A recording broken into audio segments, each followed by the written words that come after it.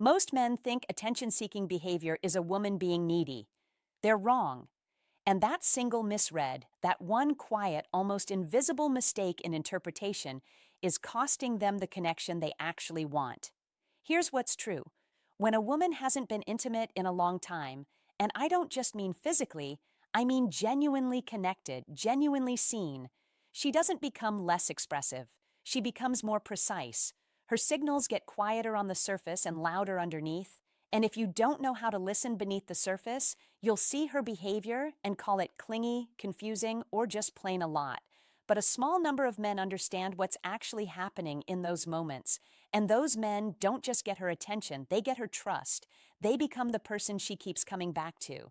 Not because of tricks, not because of clever lines, but because they understood something that most men never bother to learn. Stay with me, because what I'm about to share isn't from a dating coach's opinion or a list of tips you've already heard. This comes from behavioral psychology, attachment science, and a very honest look at what happens inside a woman's emotional world when she's been running on empty for too long. And somewhere in the middle of this video, I'm going to show you the one thing she's actually testing for without even knowing it, and why getting that wrong is the silent reason so many promising connections quietly fall apart. Let me be direct about what this video is and what it isn't. This is not about manipulation. It's not about playing games or positioning yourself strategically to take advantage of someone's vulnerability. If that's what you're here for, this video won't serve you. And honestly, those approaches don't work long term. Anyway, what this is about is understanding. Real understanding. The kind where you walk away from this video and you're able to look at a woman's behavior and actually decode it not as something being done to you, but as something being communicated through her because she doesn't yet feel safe enough to say it plainly. Because here's the psychological reality. A woman who hasn't been genuinely intimate, emotionally, physically, or both for an extended period of time, undergoes a very specific internal shift. Her nervous system is recalibrating. Her attachment system is on a kind of quiet, high alert. And her behavior, the things she does around men she's drawn to, becomes a very precise, if unconscious, language. Understanding that language doesn't make you manipulative. It makes you perceptive. And in the world of human connection, perception is the skill. By the end of this video, you'll understand 3 psychological triggers, 3 deep, consistent patterns of behavior that emerge from this specific emotional state. I'll know what they mean, why they happen, and how the way you respond to them either builds something real or quietly destroys it before it even starts. Let's talk about what most men do wrong. Because the mistake isn't obvious, it's not some glaring error, it's subtle. And that's what makes it so costly.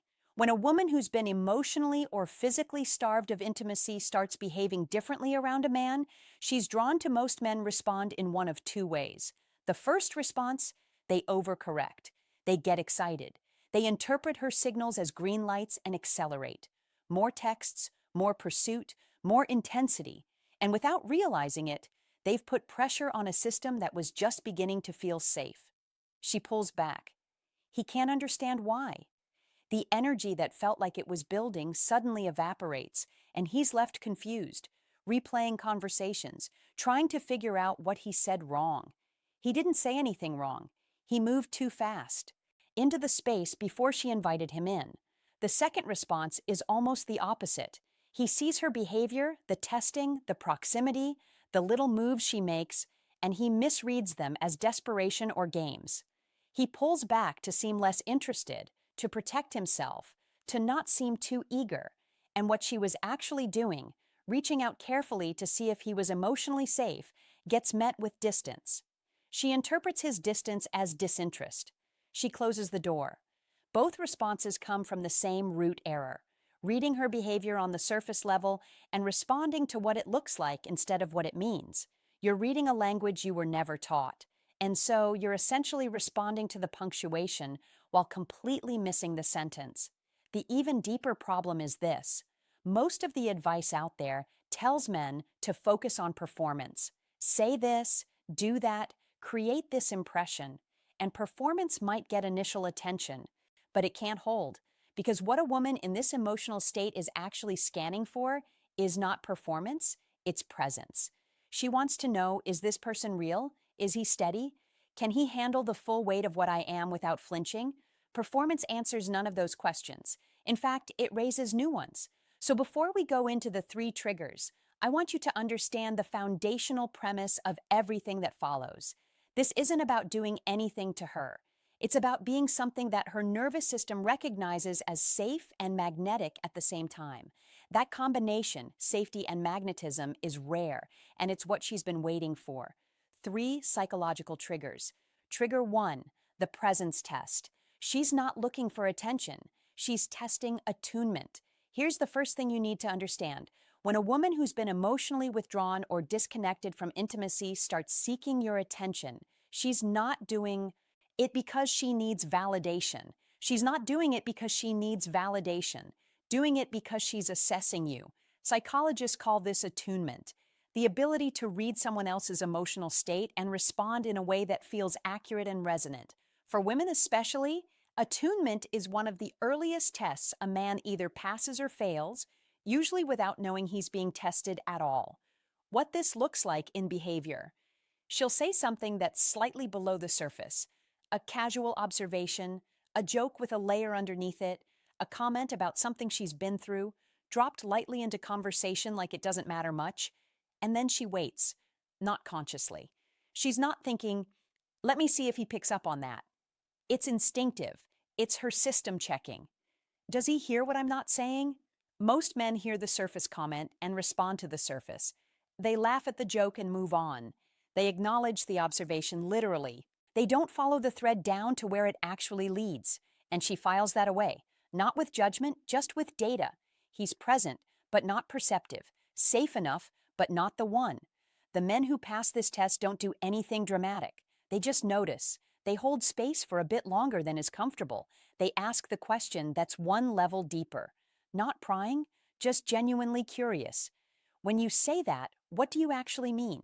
Or sometimes it's even simpler, just a moment of real eye contact that says, I heard more than the words. Here's why this matters so much in this specific context.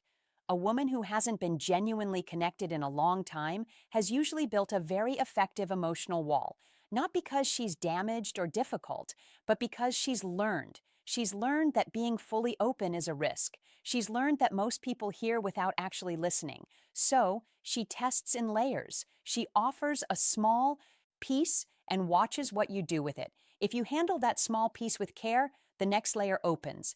And then the next, if you miss it, the wall quietly reveals and she'll tell herself, it's fine. It wasn't meant to be. And she'll believe it. Because from her side, she gave you the key and you didn't recognize what it was. The practical takeaway here is this. Slow down. When you're in conversation with her, resist the urge to fill every silence or redirect toward yourself. Let her words land. Respond to what's underneath, not just what's on top. This is what presence actually means. Not intensity, not constant engagement, but accurate perception in real time.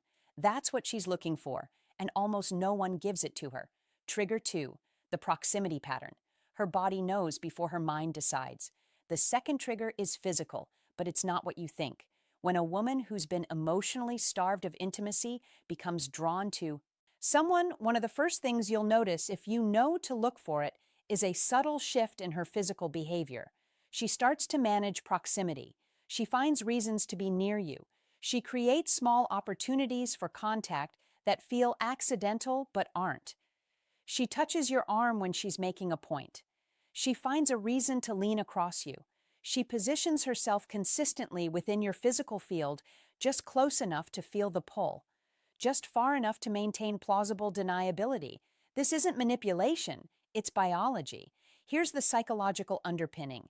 Humans carry what some researchers call a personal space bubble, a comfort radius around our bodies that we allow specific people to enter. The interesting thing is that this bubble isn't just about safety, it's also about desire. When we're attracted to someone, we begin unconsciously shrinking that bubble. We allow them closer and we test their response. For a woman who's been emotionally or physically disconnected from intimacy for an extended period, That bubble has often become very defended. She's used to keeping people at a managed distance. The fact that she's allowing it to shrink around you, even in small, deniable ways, is actually a significant signal. But here's where most men go wrong with this one. When they notice her physical proximity, they interpret it as a signal to escalate, to move into the space she's created, to match her energy with forward physical momentum. And sometimes that works, but often what it actually does is remove the tension she needs to feel drawn toward you. Desire is born in the space between two people, not in the collapse of it. What she's actually looking for when she manages proximity is a specific kind of response, warmth without urgency. She wants to feel your awareness of her without feeling pressure from it. She wants to know you notice that you're not oblivious, that you're not treating her like furniture, but that you're also not leaning in with a hunger she hasn't yet invited. The man who can hold that space with calm confidence creates something very specific in her nervous system, safety with electricity. She feels both drawn and at ease. That combination is extraordinarily rare for women, particularly women who have been emotionally or physically disconnected for a long time, because what they've often experienced is a binary, either men who feel safe but create no spark, or men who create a spark but feel fundamentally unsafe. The man who can hold both at once becomes almost irresistible to her, not because of a technique, because of who he actually is in that moment. So when you notice the proximity pattern when she's finding ways to be near you, creating small accidental contacts, the move is not to escalate. The move is to acknowledge without amplifying. Let her know you see her. Let her feel your warmth, but stay rooted in yourself. Don't lunge for the invitation. Let the space between you do the work. That space is not emptiness. That space is potential, and she can feel it. Trigger 3, the emotional risk signal. This is what she's actually asking you. Now we get to the third trigger, and I told you at the beginning there would be one insight that separates the men who really understand this from everyone else. This is it. When a woman who's been disconnected from intimacy for a long time finally starts allowing herself to feel something for someone, she will at some point, often when neither of you is expecting it, say or do something vulnerable, something that cost her something emotionally to share. It won't announce itself as vulnerability. It rarely does. It might come in the form of a story about her past, a quiet admission about something she's afraid of, a moment where she lets something slip that she then almost immediately tries to walk back or minimize. Anyway, it doesn't matter. Sorry, I don't know why I'm telling you this. Pay very close attention to those moments because what she has just done is offered you an emotional risk. She has stepped outside her protected zone and handed you something real. And what she's doing in that exact moment, consciously or not, is asking one specific question. Are you safe with the parts of me that are hard to carry? This is the test that matters most. This is the one that determines everything. And here's how most men fail it with the best intentions. They respond to her vulnerability with logic. They try to solve the problem she's described. They offer a reframe, a perspective, a reassurance that minimizes the weight of what she shared. You shouldn't feel that way. That wasn't your fault. You're too good for that anyway. Or they respond by mirroring vulnerability back immediately, reflexively as a way to bond. That's so funny. Something similar happened to me, and suddenly the conversation has become about them. Neither response is wrong in a vacuum, but in this specific context, they both communicate the same thing. I am not comfortable sitting with the weight of what you just gave me. And she feels it not as a judgment, just as data. He's kind, but he can't hold this. And quietly, carefully, she begins to rebuild the wall. The response that changes everything is both simpler and harder than most men realize. You don't solve it. You don't immediately share your own story. You don't rush to make her feel better by minimizing what she felt. You hold it. You let what she said actually land. You let the silence sit for a moment without filling it. And then when you speak, you reflect it back with care, not with analysis, not with advice, with recognition. That sounds like it really stayed with you. I can understand why you'd carry that. Thank you for trusting me with that. That's it. That's the whole move. And I know it sounds small. I know it sounds almost too simple to be the key to something this important, but this is backed by decades of research in emotional attunement. attachment theory, and therapeutic communication. When someone is vulnerable and the other person responds with recognition instead of solution, the emotional bond that forms is categorically different from anything that can be created through charm, humor, or even physical attraction. It creates what attachment researchers call a secure base experience, the feeling that this person is someone I can be fully myself around without being managed, fixed, or minimized. For a woman who has been emotionally starved for an extended period, that experience is almost electric because it's what she's been missing. It's what no amount of surface level connection has given her. And the man who gives her that just once, just a single moment of real recognition, becomes fundamentally different in her mind from every other man she's encountered. He becomes the one who actually sees me. And once a woman feels truly seen, not performed for, not impressed, not strategically pursued, but genuinely seen, her attraction operates from an entirely different place. It's no longer tentative. It's not hedged. It becomes something she actively wants to protect and nurture. That's the shift you're after. Not manufactured, not performed. Earned through the one thing almost no one teaches: the ability to receive someone's vulnerability with quiet, grounded recognition. Let's bring this out of the theoretical and into the real world, because I want this to be useful, not just intellectually interesting. You're talking with someone. You've noticed the signs we discussed. She's running the attunement test. You can feel it. She's managing proximity.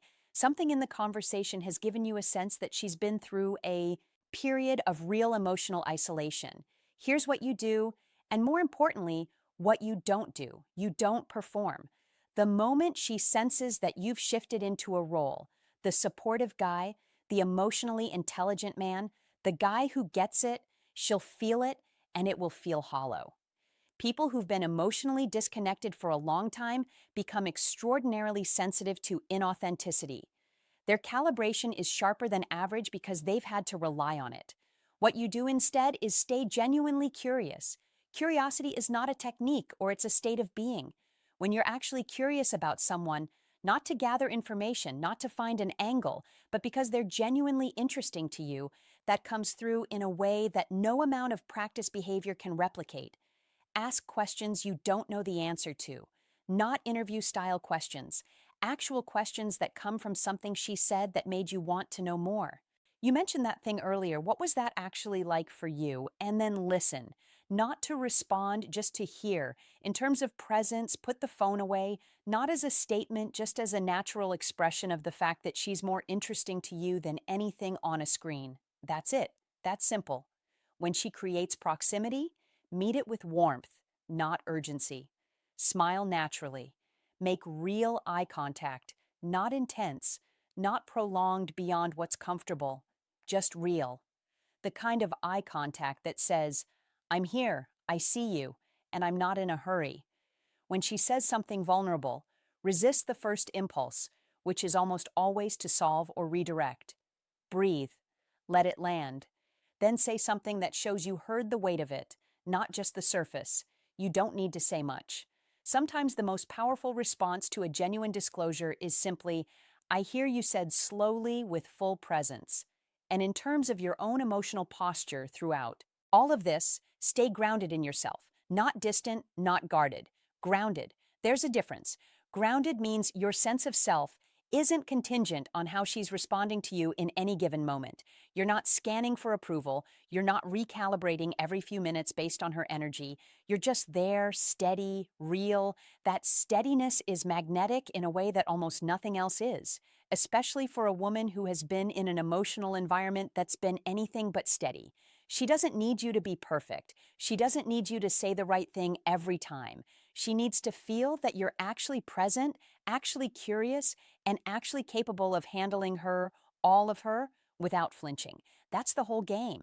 That's all it is. If what I've shared today resonates with you, not because it's clever, but because somewhere in it you recognize something true, then you're already ahead of where most men are.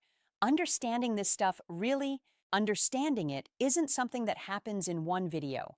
It's a gradual recalibration, a slow shift in how you show up with people, not just romantically, but across all of your relationships, because the principles we've talked about today, attunement, emotional safety, the ability to hold someone's vulnerability without rushing to manage it, these aren't pickup tactics.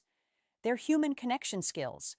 And if you want to keep going deeper, if you want to understand the full psychological landscape of attraction, desire, and emotional connection from a place that's grounded in real research and real self-awareness, then I'd encourage you to explore the other content on this channel.